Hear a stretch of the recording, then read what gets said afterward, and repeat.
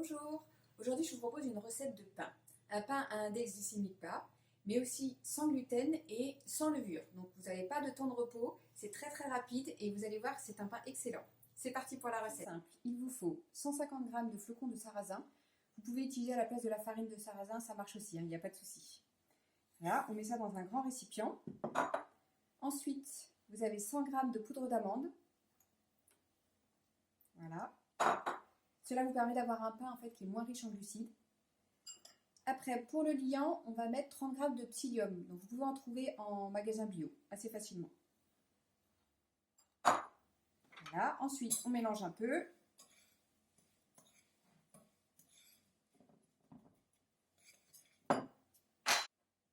Ensuite, 70 g de graines de lin brun que j'ai broyé avant, tout simplement parce que ça permet de profiter des oméga 3.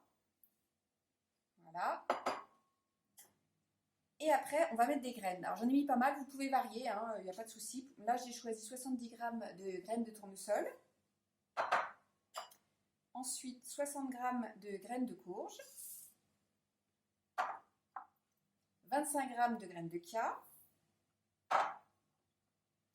Et enfin, 50 g de noisettes que j'ai concassées avant dans un petit mortier.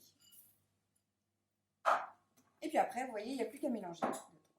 Du coup, c'est un pain qui est très riche en graines, avec du bon gras et aussi beaucoup de saveur. Donc, on mélange bien. Ensuite, on va mettre une cuillère à café de sel. Donc, moi, je fais un peu près dans ma main. Voilà, hop. Et là, vous avez mélangé tous les ingrédients secs. Maintenant, on va rajouter les ingrédients humides. Donc, vous avez 400 g d'eau.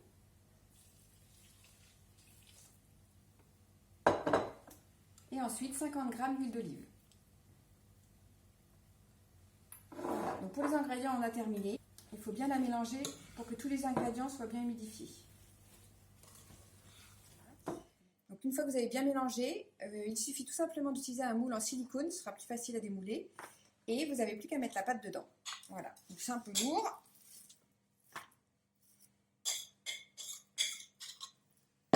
Voilà, bien la tasser dedans.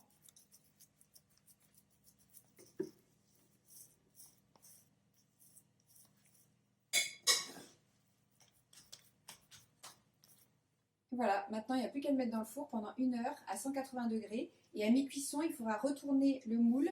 C'est parti.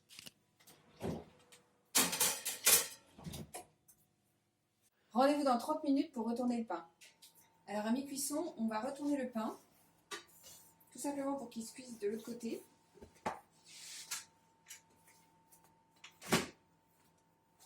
Voilà. Et on va continuer la cuisson comme ça pendant encore une demi-heure. Voilà, le pain est cuit. Je vais vous montrer.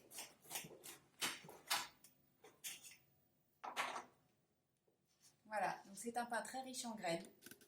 Ce que vous pouvez faire, c'est que si vous en avez beaucoup, vous pouvez le congeler. Il n'y a pas de souci. Pour le décongeler, c'est très simple. Vous pouvez faire quelques secondes au micro-ondes et ensuite au grille-pain pour que ce soit un peu croustillant sur le côté. Et vous allez voir, c'est délicieux. Alors, vous pouvez retrouver cette recette de pain dans mon livre avec plein d'autres recettes. Il y en a 80 au total, avec aussi plein de conseils. Donc, n'hésitez pas à le commander.